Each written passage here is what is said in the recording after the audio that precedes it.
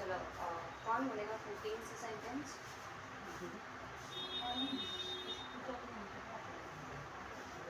Mummy, बड़ी mummy, please please, class आने दी है।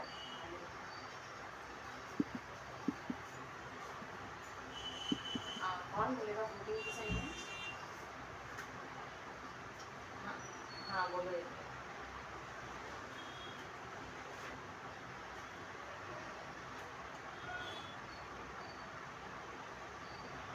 हम्म,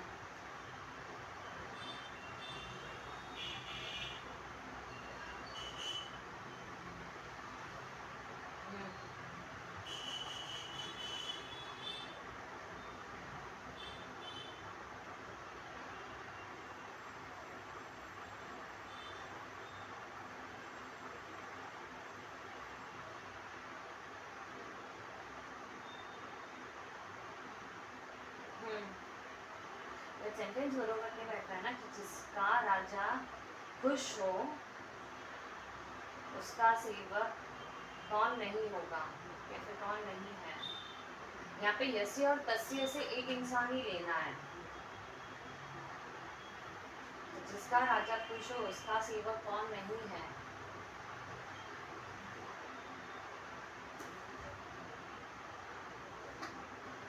जिस पे राजा खुश हो उसका सेवक कौन नहीं होगा, ऐसे आ सकता है। जिस पे या फिर जिसके ऊपर राजा खुश हो, फिर उस यस्य और तस्य जो है वो एक इंसान से ही लेना है। यानी जिसके ऊपर राजा खुश होता है या फिर जिस पे राजा खुश होता है उसका सेवक कौन नहीं होगा। नहीं दीदी।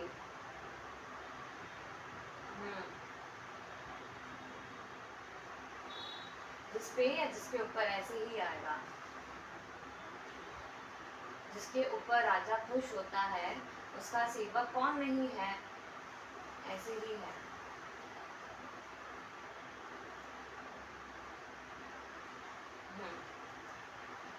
यहाँ पे बोलो कौन सा नियम लगा है।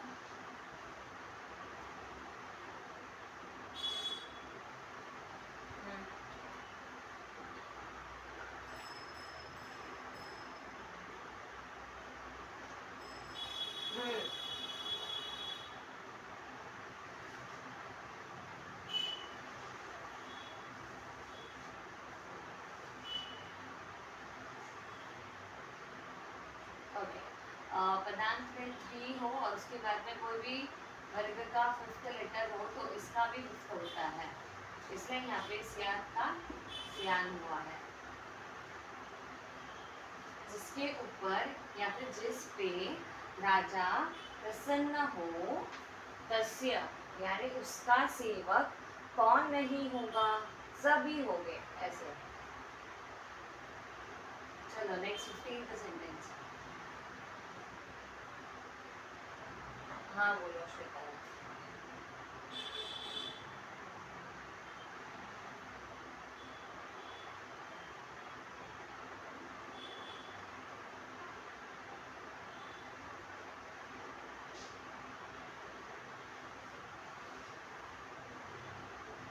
ये आप एक बार स्प्लिट कर दीजिए वापस।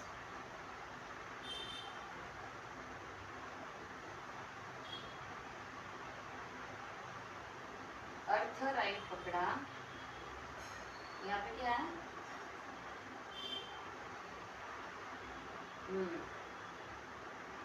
बोलो अभी।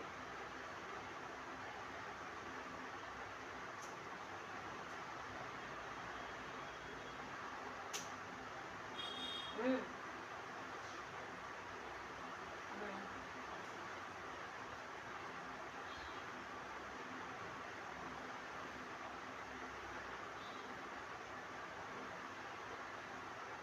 हुए वाले कैसे लिया आपने? ये क्या है पहली बात?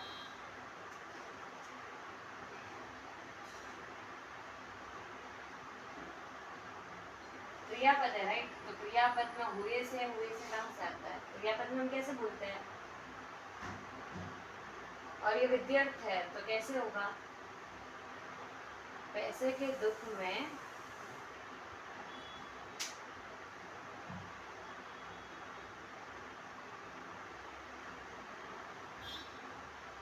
न दिया है ना आगे, मोहित नहीं होना चाहिए। हम्म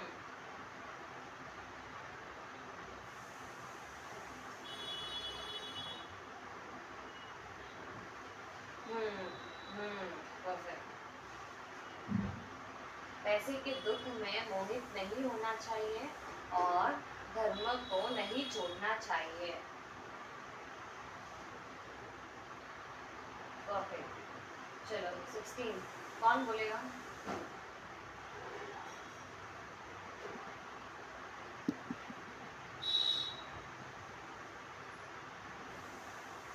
आज ग्रुप पे लिंक आई थी क्या? इतने से कम जने ज्वाइन हुए हैं आज।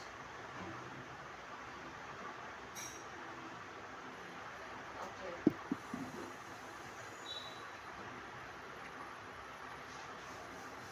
नेक्स्ट दर्शना बहन आप बोलोगे?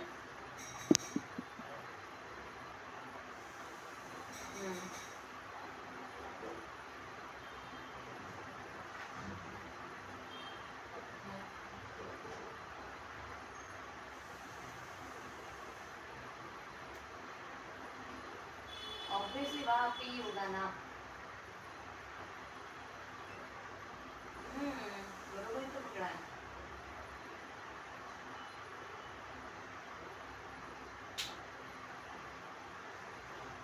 हम्म हम्म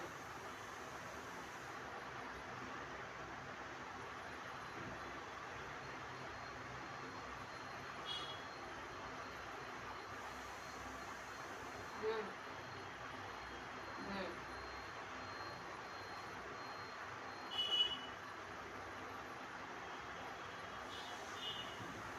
हम्म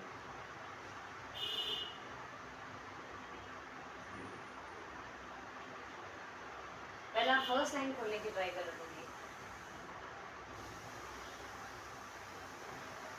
हम्म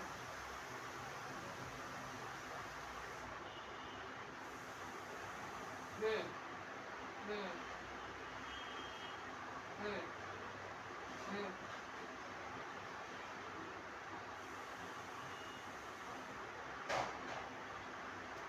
वहाँ अपी स्प्लिट करोगे फिर क्या नाम?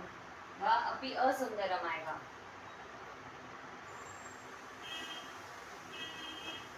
पता चला कौन सा नियम हुआ?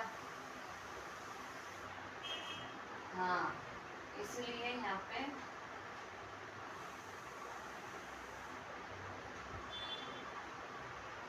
असुंदर।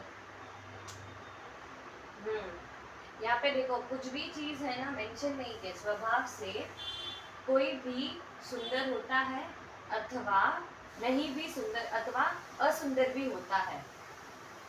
अभी यहाँ पे है ना सुंदरम जो है वो आके विशेषण है किसका? तो कोई भी वस्तु का। जब भी कुछ भी चीज एब्सेंट होती है और विशेषण नपुंसकलिंग में आता है तब समझ लेना कि वो चीज वस्तु है। आई रिपीट, जब भी सेंटेंस में कुछ भी चीज एब्सेंट जैसी लगती है और हमें विशेषण तो मिल गया कि कोई भी सुंदर हो सकता है या फिर नहीं, कोई भी क्या, तो कोई भी वस्तु। ये वस्तु जो है वो सुंदरम से हमें पता चल जाएगा कि यहाँ पे नपुंसकलिंग हुआ है इसलिए कोई भी वस्तु लेंगे हम, यहाँ पे कोई भी वस्तु जो है वो एब्सेंट है, इसलिए स्वभाव से कोई भी वस्तु जो है सुंदर होती है अथवा असुंदर भी होती है। क्लियर? हम्म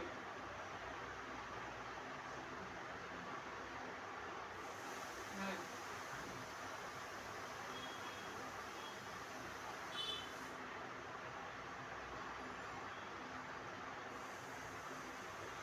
हम्म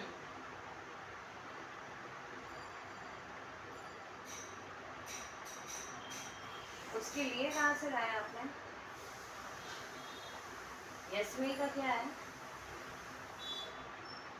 यस, हाँ, यस्मी को आप कैसे बोलोगे?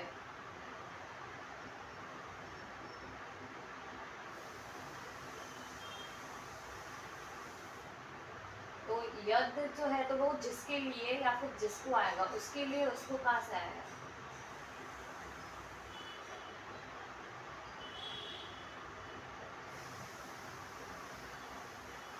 जिसके लिए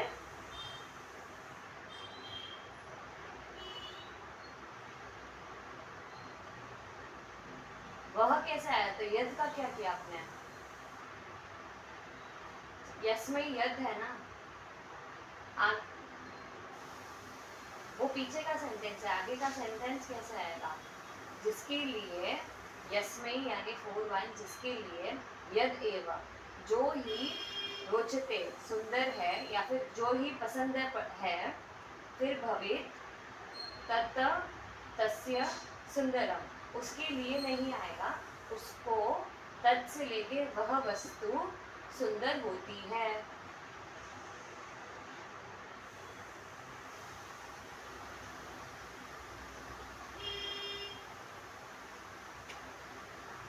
यद एव यस्मै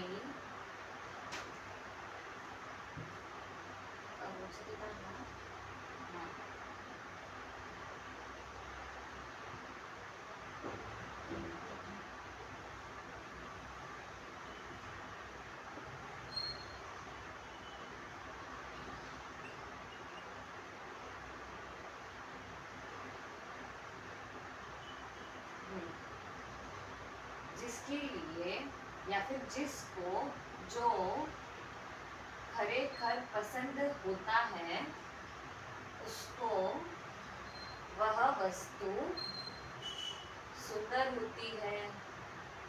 जिसको जो वस्तु खरेखर अच्छी लगती है, उसको वह वस्तु जो है, तत् से वह वस्तु सुंदर होती है।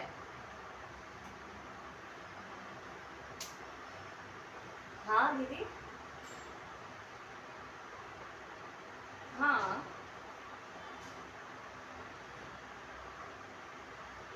ऐसे कुछ भी डाल सकते हैं। जिसके लिए जो सुंदर होता है, उसको वह वस्तु जो है, जिसके लिए जो पसंद पड़ता है, उसको वह वस्तु जो है वो सुंदर होती है। तो सुंदर होगा, वह वस्तु सुंदर होगी, होगी भी डाल सकते हैं और होती है, दोनों, anything is fine. But sentence formation ऐसे होगा, ये यहाँ तक हाफ सेंटेंस होगा, जिसको जो पसंद आती है उसको वह सुंदर लगती है या फिर होती है। डाउट किसी को?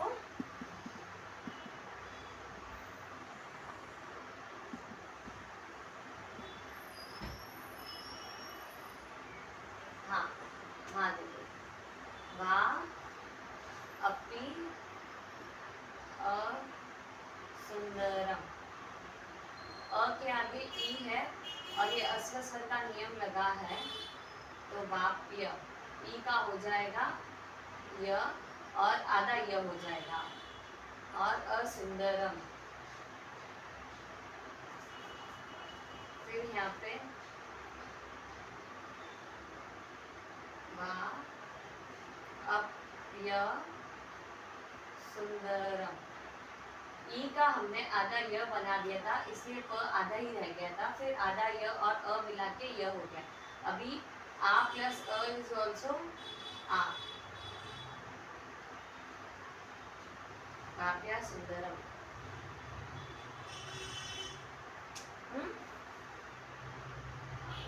स्वभाव से, सबसे पहले लेके स्वभावेन, स्वभाव से सुंदरम है, और यहाँ पे कोई भी है, तो यहाँ पे हम लोग लेंगे कोई भी वस्तु, बिकॉज सुंदरम जो है वो किसी नपुंसक लिंग का विशेषण हुआ है और यहाँ पे वो एब्सेंट है, इसलिए हम यहाँ पे वस्तु लेंगे। स्वभाव से कोई भी वस्तु सुंदर होती है अथवा असुंदर भी होती है, जिसके लिए या फिर जिसको जो खरेखर पसंद होती है उसको वह वस्तु सुंदर होती है।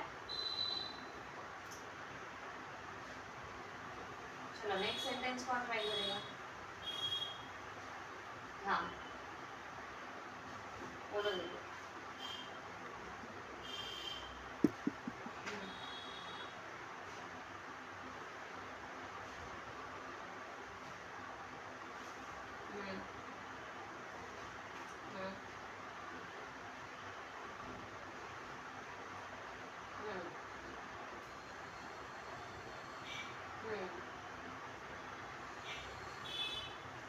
देश है।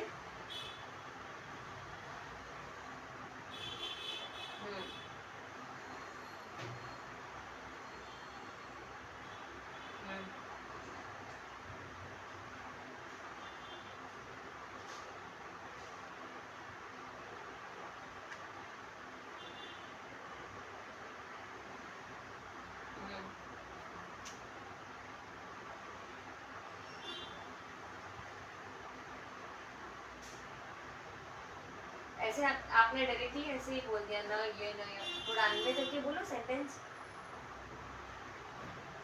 हम हिंदी में ऐसे बोलते हैं, जिस देश में सम्मान नहीं हो, ऐसे बोलेंगे ना, न सम्मान।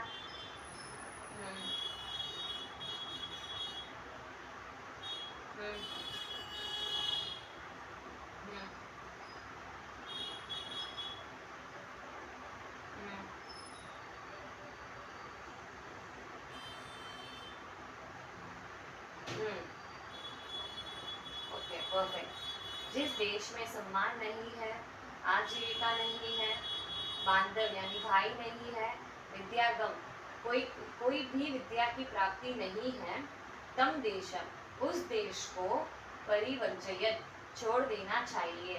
परि उपसर्ग है, वर्ज धातु है, टेंथ खंड का है, इसलिए अय और इतर लगा है विद्यार्थ का, छोड़ देना चाहिए। परफेक्ट सबको?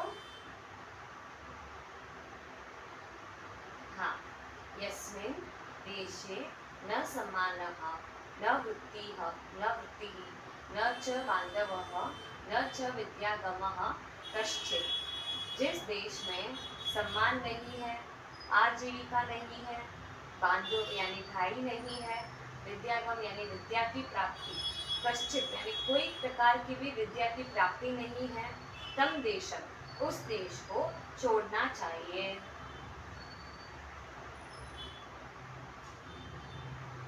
हाँ हाँ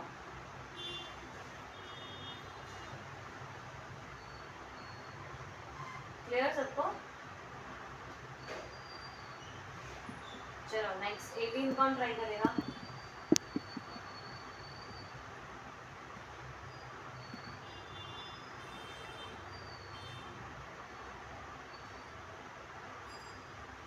जिगिशा बहन आप ट्राई करोगे 18?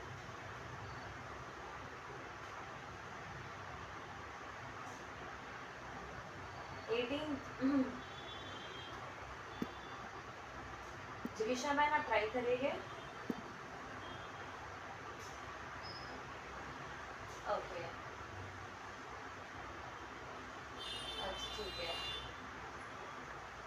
हाँ दिशा बहन, रफी बहन, किसी को ट्राई करना है ये सेंटेंस?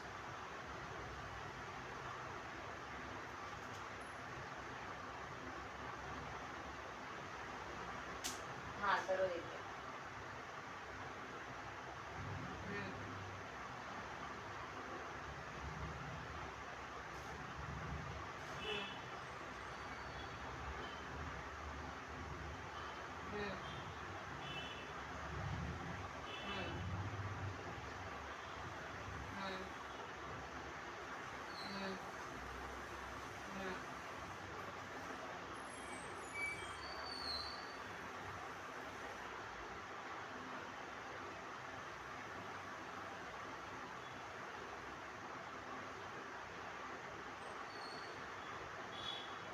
परफेक्ट।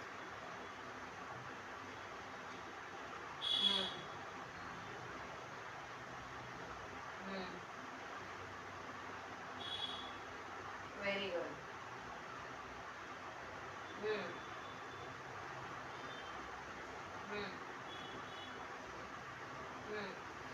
यहाँ पे दीदी देखो, तीक्ष्ण जो है वो विशेषण है, उसको 2-1 है। फिर शत्रु को 2-1, फिर तीक्ष्ण को 2-1। तो जो जो भी 2-1 है पहले वो इकट्ठा कर दो और वो है ना विशेषण विशेष्य बना दो।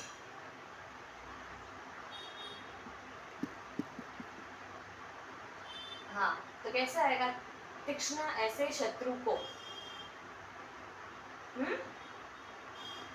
हाँ,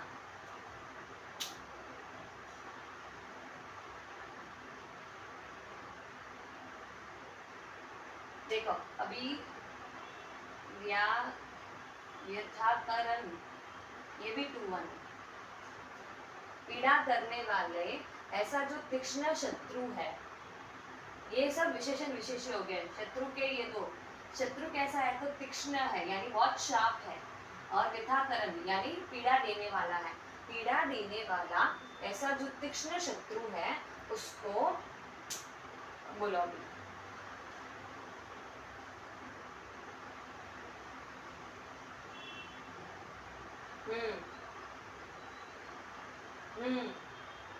अब ये देखो।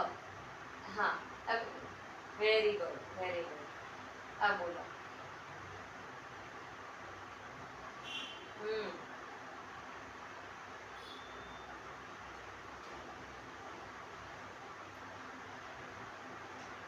हाँ।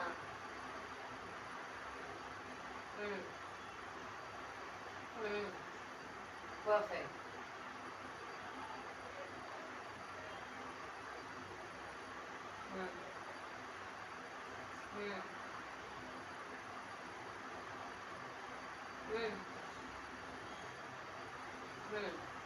हाँ, आपने बहुत अच्छे एक्सेलेंट ट्राई किए, खाली थोड़ा सा अन्वय बन रही है, वो ऐसा आएगा। आपने पहला सेंटेंस परफेक्ट खोला है। सबसे पहले यहाँ पे कर्ता कौन है? तो प्राज्ञ यानी होशियार व्यक्ति, क्योंकि प्राज्ञ है वन वर्ड। तो होशियार व्यक्ति जो है वो दुख देने वाला ऐसा तीक्ष्ण शत्रु, उसको तीक्ष्ण शत्रु ना, तीक्ष्ण शत्रु के द्वारा उन्मूलन यानी क्या? उखाड़ देना चाहिए, यानी कि उसको निकाल देना चाहिए। कैसे? तो जैसे सुखार्थय यानी सुख के लिए, कंटकेन एव कंटकम, कांटे के द्वारा कांटे को निकालते हैं, वैसे ही होशियार व्यक्ति जो है पीड़ा देने वाला ऐसा तीक्ष्ण शत्रु को तीक्ष्ण ही शत्रु के द्वारा निकाल देना चाहिए। जैसे हमारे पाँव में कांटा घुसता है तो उसको हम निकालने के लिए एक शार्प ऑब्जेक्ट ही लेंगे। फॉर एग्जांपल अगर सेफ्टी पिन लेते हैं तो कांटों के द्वारा हमने कांटे के द्वारा यानी सेफ्टी पिन के द्वारा अगर पाँव में कुछ कांटा फंस गया होता उसको निकालते हैं। किसके लिए? तो सुखार्थया यानी सुख के लिए, कांटों के द्वारा कांटों को निकालते हैं सुख के लिए। वैसे ही प्राज्ञ जो होशियार व्यक्ति होगा वो दुख देने वाला ऐसा तीक्ष्ण शत्रु को तीक्ष्ण ही शत्रु के द्वारा निकाल देगा। ये है उन प्लस मूल।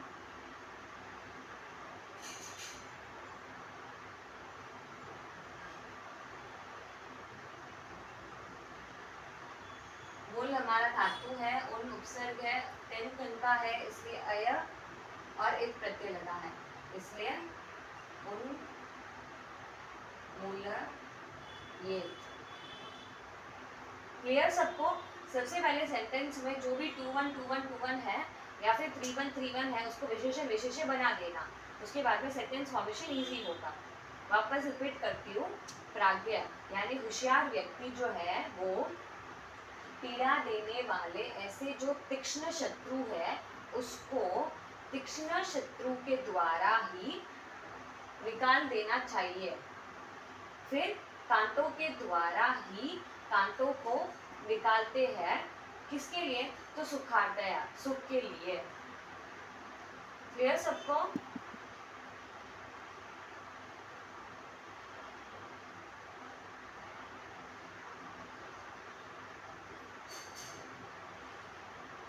हाँ, जैसे बोलो, जिस तरह बोलो,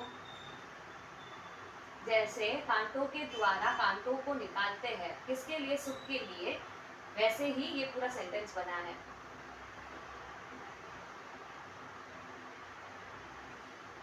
क्लियर हुआ सबको? ईवा जो है की तरह या फिर जैसे, जिस तरह, कुछ भी यूज कर सकते हैं। चलो नेक्स्ट 19 कौन बोलेगा?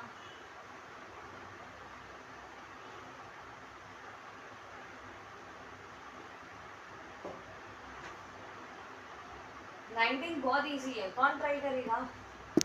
किसी ने सेंटेंस किए नहीं है क्या? 2 दिन की छुट्टी थी और कोई बोल भी नहीं रहा कि सेंटेंस किसी को बोलना है। स्मिता मैम आप ट्राई करोगे?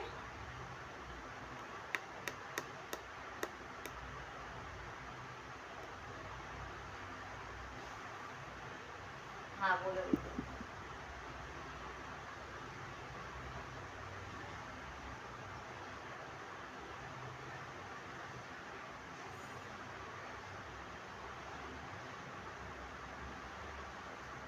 हम्म, हम्म, हम्म, हम्म।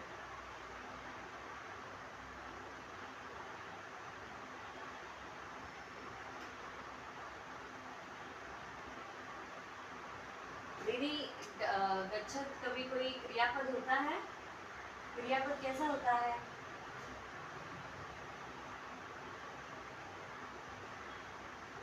गच्छति एकेन। हम्म, बस यहाँ तक बोलो पहले।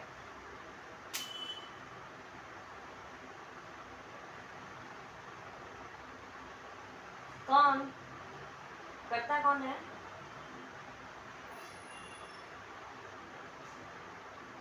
नहीं, आपने राइट बोला दीदी। एक पैर के द्वारा चलता है। कौन चलता है? पहली विभक्ति कौन है? पहली विभक्ति में वेरी गुड। हाँ। हम्म,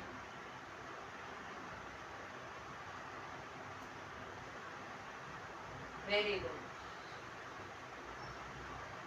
हम्म, परफेक्ट। नेक्स्ट। हम्म, हम्म,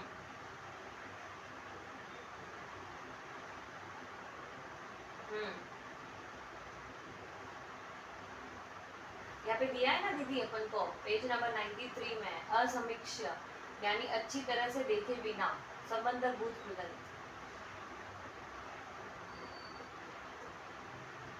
हम्म,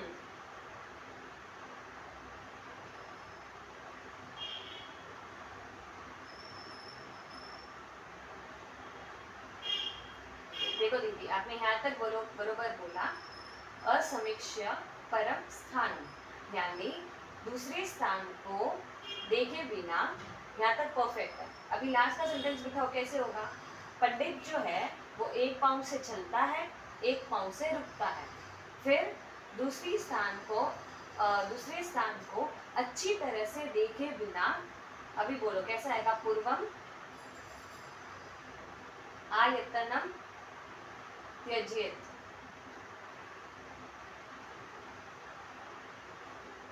हाँ, पहले के छान को सुन। वो सबसे पहले जो न है ना, न और असमीक्ष्य, उसमें असमीक्ष्य तो संबोधन भूत प्रधान, ये जो न है ना वो यहाँ पे जुड़ेगा तरजीत के साथ, क्योंकि किसी भी सेंटेंस में न जो होता है वो हमेशा क्रियापद के साथ एंडिंग में जुड़ता है। और ये जो था वो असमीक्ष, ये कैसे होगा? ये पूरा वर्ड था न और असमीक्ष्य, यहाँ पे अ है और यहाँ पे भी अ है, इसलिए यहाँ पे इन दोनों की उन्होंने संधि कर दी है और यहाँ पे अवग्रह डाल दिया है। क्लियर? बट ये है न और ये है असमीक्ष्य। अवग्रह से पता चल जाता है कि यहाँ पे अ था। बहुत अच्छे से ट्राई किया आपने, नहीं किया था फिर भी। पंडित जो है वो करता है, यानी पंडित एक पाँव से चलता है, दूसरे पाँव से रुकता है। परम स्थानम असमीक्ष्य, दूसरी स्थान को अच्छी तरह से देखे बिना पूर्वम, यानी जो पहले का स्थान है उसको नहीं छोड़ता है। क्लियर सबको?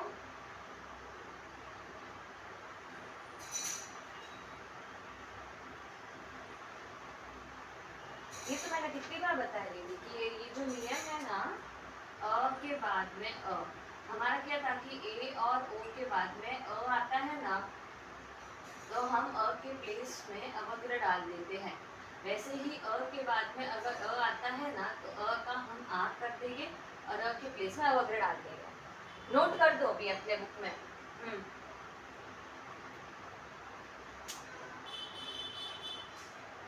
ऐसे भी लिख सकते हैं और अवग्रह डाल के भी लिख सकते हैं।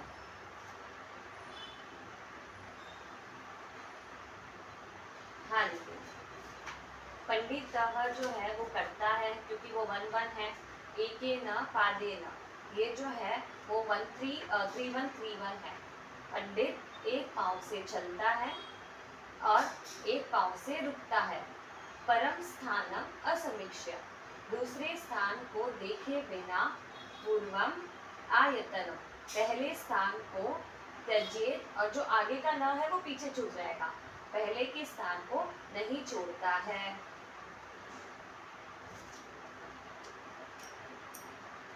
क्लियर सबको? कौन बोलेगा यहाँ पे कौन सा नियम लगा था?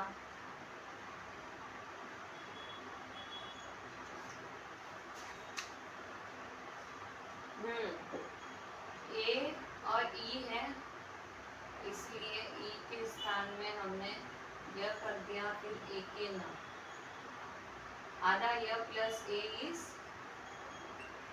ए।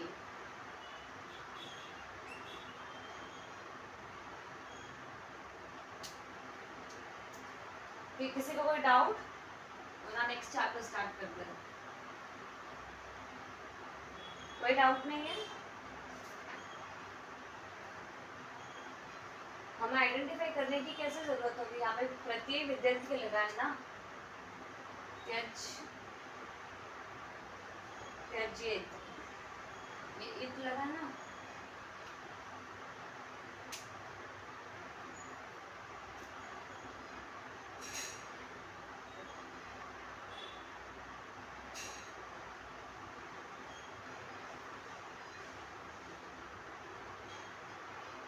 पंडित एक पाँव से चलता है और दूसरे पाँव से एक पाँव से चलता है, एक पाँव से रुकता है।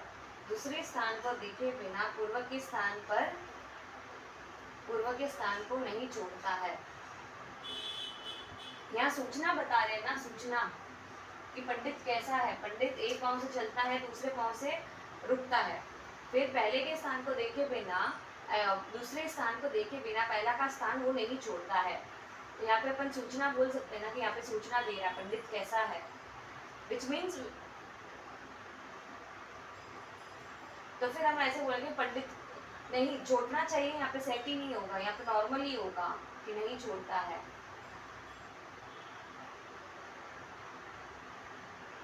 पंडित जो है दूसरे स्थान को देखे बिना पहला स्थान जो है वो नहीं छोड़ता है, ऐसे ही आएगा।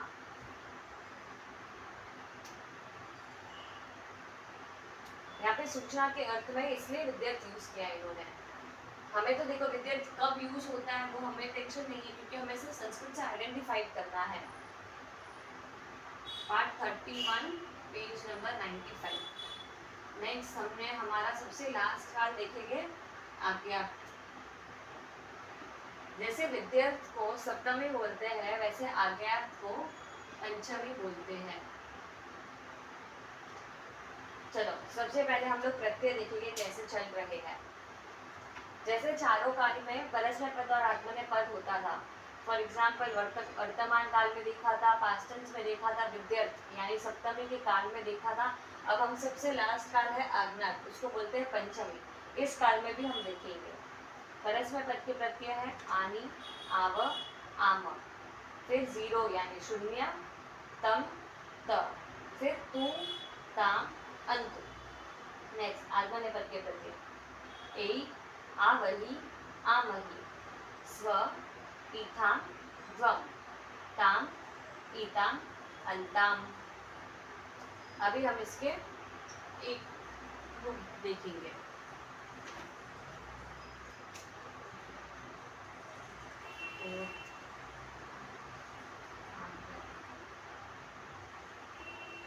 तो एग्जाम्पल किसका देखिए, गच्छ धातु का देखते हैं।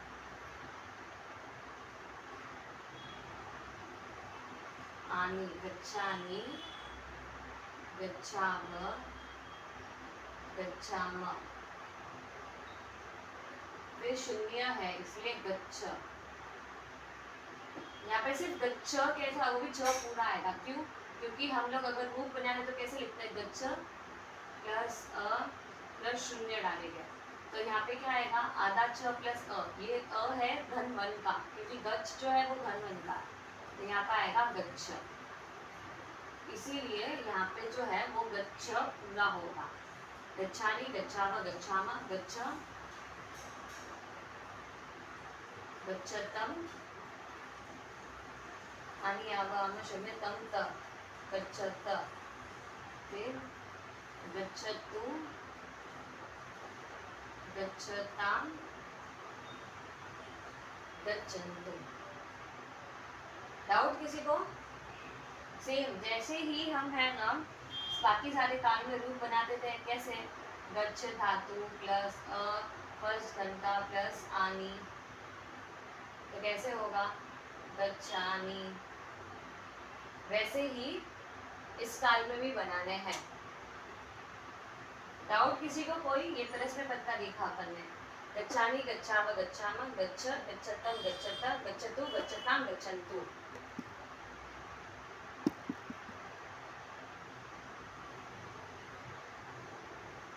शून्य मीन्स कुछ नहीं करना, जीरो। आवाज नहीं आ रही है मेरी?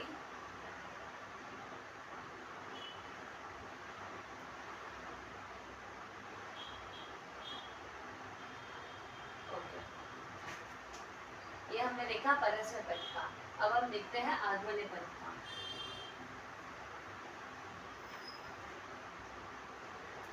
फॉर एग्जाम्पल भाष धातु का कैसा होगा, भाषे, भाषा, वही, भाषा, वही, भाषस्व,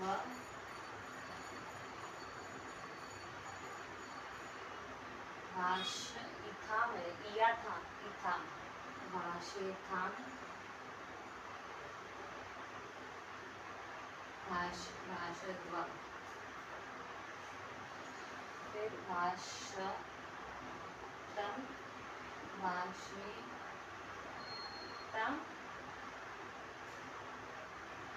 कहाँ पे, अच्छा, भाषताम,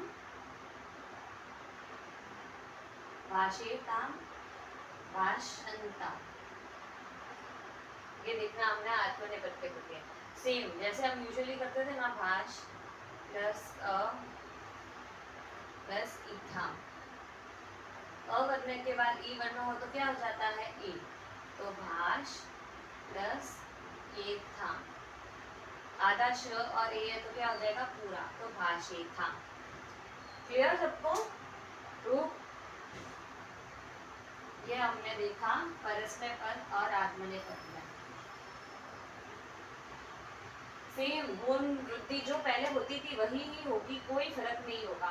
फर्क खाली इस काल के प्रत्यय में है।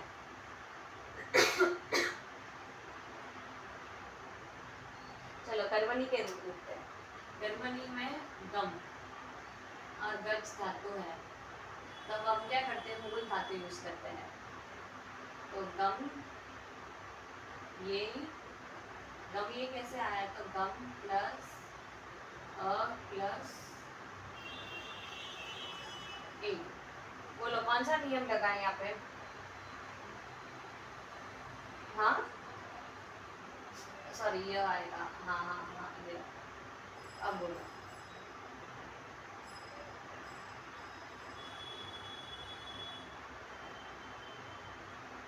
Perfect perfect.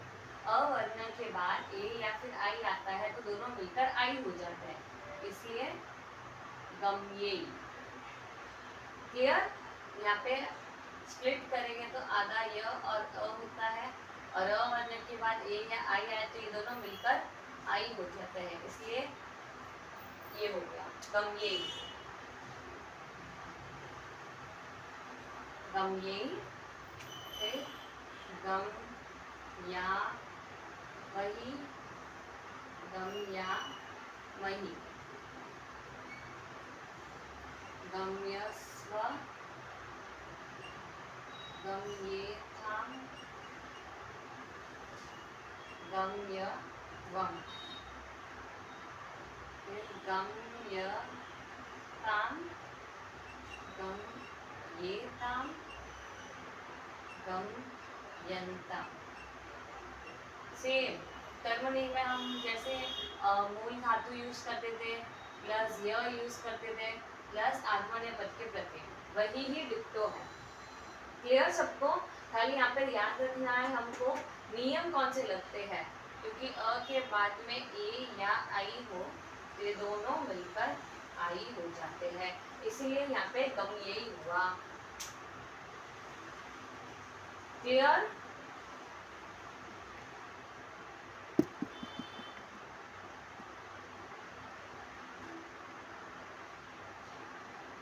मेरी वॉइस नहीं आ रही है आपको?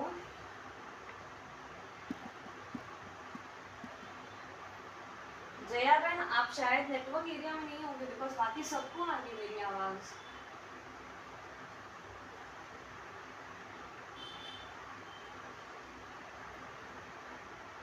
चलो भाज धातु का बताना है आपको, एक बता देती हूँ। भाज धातु बोलना प्लस य प्लस ए, सेम भाज ये। आदर्श का आदर्श अ वर्ण के बाद ए आई आए तो दोनों मिलकर आई हो जाते हैं, इसलिए भाष्य। बाकी सब नॉर्मल है जैसे था वैसे। जैसे अपन ने अस के रूप याद किए थे वर्तमान काल में पास्ट टेंस में विद्यार्थ में, वैसे ही आज्ञार्थ के भी अस के रूप है जो हमारे पेज नंबर 96 में दिए हैं। असानी, असाव, असामा, एधि, स्तम, स्त, अस्तु, स्ताम, संतो, ये हमको याद करने हैं रूप। चलो अभी हम एक एक पॉइंट देखेंगे। सबसे पहले जैसे हमने देखा था कि विद्यार्थ हम क्यों यूज करते हैं, कभी कुछ उपदेश देना हो या फिर सूचना देनी हो या फिर किसी चीज को दर्शाना हो, सिद्धांत करना हो, फिर प्रश्न अर्थ में कभी कुछ पूछना, विकल्प दो विकल्प हो उसको सॉल्व करना हो, प्रार्थना के अर्थ में देखा था। फिर हमने देखा था कि एक क्रिया कारण बताती और दूसरी क्रिया उसका फल बताती हो, तब हमने देखा था कि विद्यार्थ यूज होते हैं। फिर हमने देखा था कि किसी भी चीज़ में जब हमें हमारी उस चीज़ की शक्ति दिखानी होती है तब हमने देखा था कि विद्यार्थ का यूज होता है। वैसे ही आज्ञा क्या है, कब यूज होता है? पॉइंट 1, आज्ञा, अनुमति और सम्मति आदि प्रदान करनी हो तो धातु को पंचमी विभक्ति आज्ञार्थ के प्रत्यय लगते हैं। यहाँ पे उदाहरण दिया है ग्रामम गच्छ। क्रियापद क्या है? टू वन, क्योंकि यहाँ पे जब शून्य आता है तब पीछे का जो भी लोगो होता है वो जुड़ जाता है और शून्य का तो शून्य ही रहेगा, इसलिए क्रियापद है टू वन। यानी तुम जाओ, कहाँ पे? तो गाँव, तुम गाँव जाओ, ये हुई आज्ञा। क्लियर? गच्छ कैसे हुआ टू वन, सबको पता चला? तुम जाओ, हाँ करते, हाँ दीदी। जैसे मी वर्स मस सी, गच्छ सी में आता है तब आप क्या बोलते हैं? ये टू वन है और इसका मतलब है तू जाता है या जा रहा है, क्योंकि ये वर्तमान काल है। वैसे ही गच्छ प्लस अ प्लस शून्य, शून्य है टू वन का प्रत्यय, पूरा मिक्स हो जाएगा तो क्या आ जाएगा गच्छ, आधा च प्लस अ इज गच्छ। कभी भी कोई भी धातु में पीछे कुछ भी प्रत्यय नहीं लगते हो और एंडिंग में उसी की ही घन का लोगो जब लिखता हो तब वो टू वन होता है। तो वैसे ही जैसे आप वर्तमान काल में बोलते थे कि तू जाता है या फिर तू जा रहा है, वैसे ही यहाँ पे गच्छ है और ग्रामम है, यहाँ पे आज्ञा है कि तुम जाओ, कहाँ पे, तो गाँव, तुम गाँव जाओ। गच्छ सी का आप लोग बोलते कि तू जाता है या फिर तू जा रहा है वर्तमान काल में। वैसे ही सिर्फ गच्छ आता है तो वो आज्ञार्थ का टू वन है, उसका मतलब होगा तुम जाओ। क्लियर हुआ अभी? सबको क्लियर हुआ?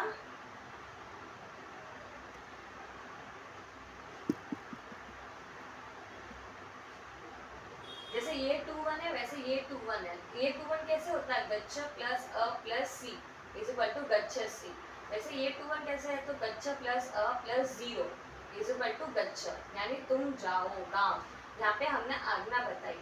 जब भी आज्ञा, अनुमति यानी हमारा एक्सेप्टेंस देना हो या फिर सम्मति, परमिशन देनी हो किसी भी चीज की, तब हम आज्ञार्थ की प्रत्यय यूज करते हैं।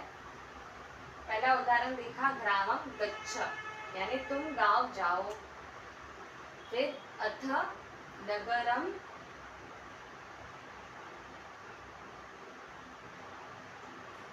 प्रविश, सेम ये भी टू वन है क्योंकि पीछे कोई भी प्रत्यय नहीं है और श पूरा हो गया है, क्योंकि विश धातु जो है वो छठे घन का है, इसलिए यहाँ पे अ पूरा लग गया है। तो तुम प्रवेश करो, कहाँ पे? नगर में। तो अथ यानी अभी तुम नगर में प्रवेश करो, ये भी आज्ञा हुई। क्लियर?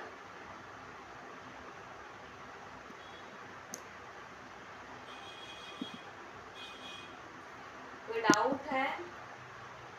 आज्ञा, अनुमति और सम्मति जब प्रदान करनी होती है तब हम आज्ञा यूज करते हैं। यहाँ पे हमने देखा अथ नगरम प्रविश, प्रविश जो है वो एंडिंग में कोई भी प्रत्यय नहीं लगा है और श पूरा हो गया है क्योंकि ये छठे घन का है, तो ये हुआ टू वन, यानी तुम प्रवेश करो। अथ ये अव्यय है यानी अब नगरम टू वन है, अब नगर में तुम प्रवेश करो।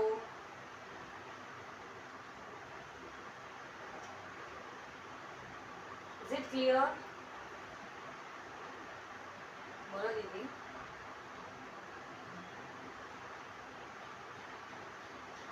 देखो स्टार्टिंग है तो होगा ही, जैसे अभी आप लोग है ना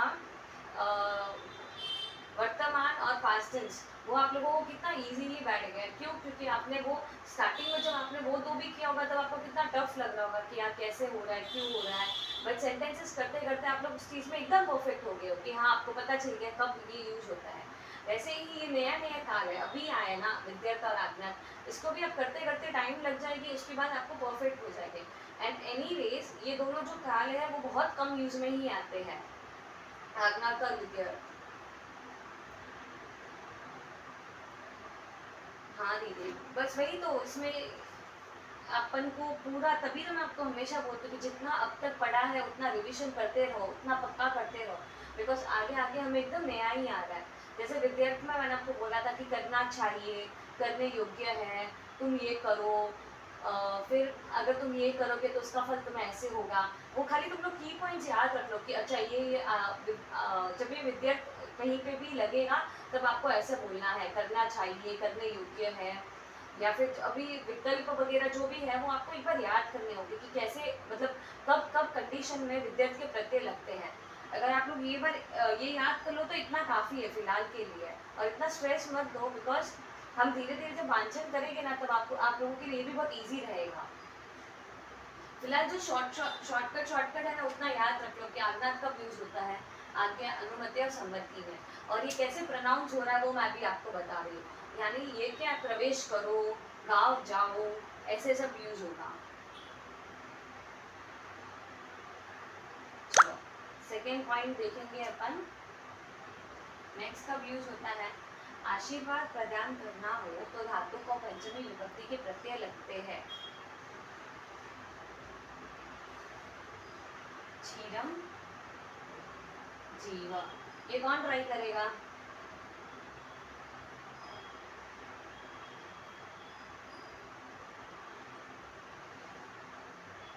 कोई ट्राई करेगा? हाँ, कैसे आपने तुम बोला? क्योंकि देखो जीव प्लस पहले धन का और शून्य, तो ये हो गया पूरा जीव, ये हो गया हमारा अग्रथ का Q1। चिरम यानी क्या? अव्यय है हमारा, लंबे काल तक, तुम लंबे काल तक जियो।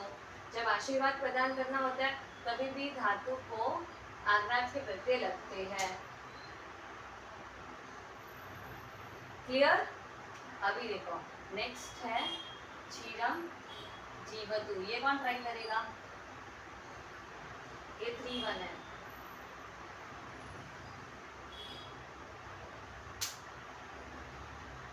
परफेक्ट, वह दीर्घ काल तक जिए। आज्ञा को हम लोग कैसे बोलेंगे? जैसे किसी को आज्ञा प्रदान करना हो और ये है आशीर्वाद, आशीर्वाद प्रदान करना होगा तो कैसे होगा कि तुम दीर्घ काल तक जियो, क्योंकि ये 2-1 था, अभी जीवतु है 3-1, तो वह दीर्घ काल तक जिए, हम आशीर्वाद दे रहे हैं। इस अर्थ में हमने जीव जो धातु है उसको आगे आज्ञार्थ का विभक्ति लगाया है। यहाँ पे हमने लगाया है तू, दैट इज जीव प्लस अ प्लस टू, जीवतु। क्लियर?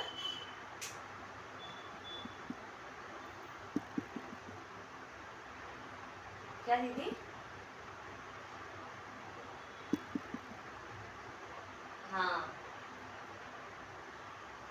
तो जब भी हमें आशीर्वाद प्रदान करना होगा तब धातु को हम लोग पंचमी विभक्ति के प्रत्यय लगाते हैं।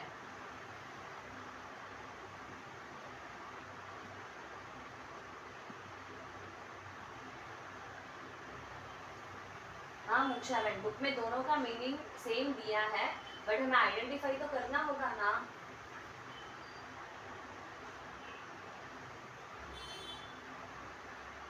बुक में दोनों का मीनिंग सेम दिया है कि दीर्घकाल तक जियो, दीर्घकाल तक जियो, बट जीव जो है वो 2-1 है, इसलिए तुम दीर्घकाल तक जियो, और जीवतु जो है वो 3-1 है, यानी वह दीर्घकाल तक जिए।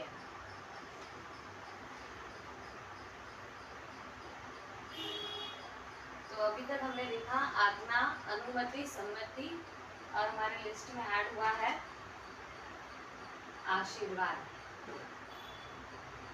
थर्ड पॉइंट हमारा बहुत इजी है बिकॉज ये आपको ऑलरेडी विद्यार्थी में भी आ गया था। विधि, संप्रश्न और प्रार्थना के अर्थ में पंचमी विभक्ति के भी प्रत्यय लगते हैं। दैट इज व्हाट, इन तीनों चीजों में हमने कब देखा था कि विद्यत के प्रत्यय लगते हैं, और यहाँ पे हम देख रहे हैं कि इन तीनों चीज में जो है वो आज्ञार्थ के प्रत्यय भी लग सकते हैं। तो अभी इन्होंने एक एक चीज खोल के दिखाई है।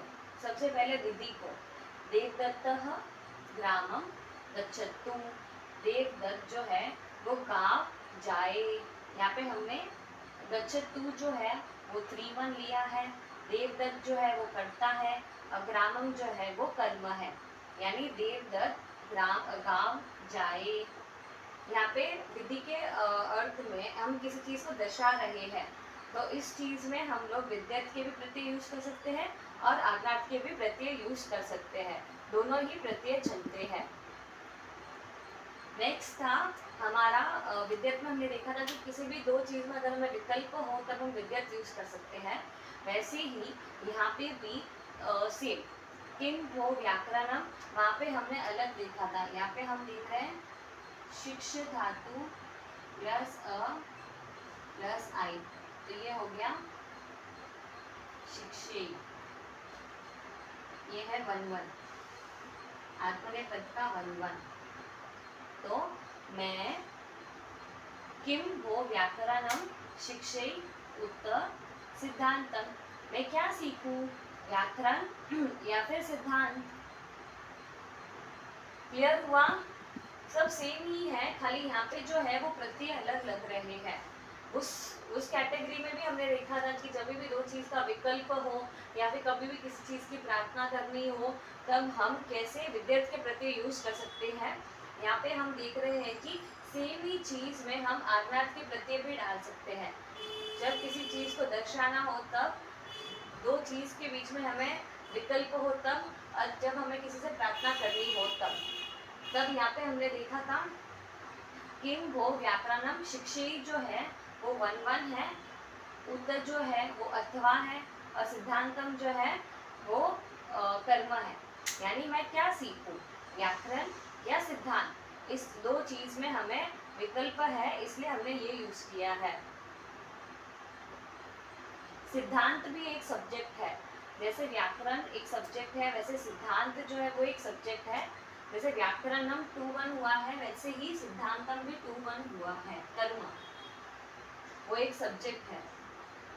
यहाँ पे शिष्य जो है उसको डाउट है कि मैं क्या सीखूं, व्याकरण या फिर सिद्धांत, तो उस अर्थ में भी इन्होंने धातु को आज्ञार्थ के प्रत्यय लगाए हैं।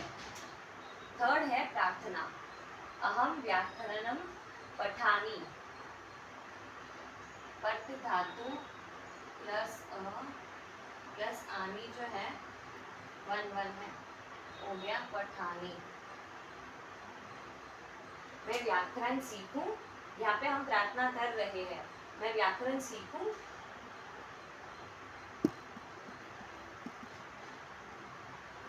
जैसे हमने देखो वहां पे भी देखा था कि प्रार्थना में हे गुरु व्याकरणम पठेयम, तो उसमें आया था हे गुरुदेव मैं व्याकरण पढ़ूंगा। और तब मैंने आपको बोला था कि हम ऐसे भी बोल सकते हैं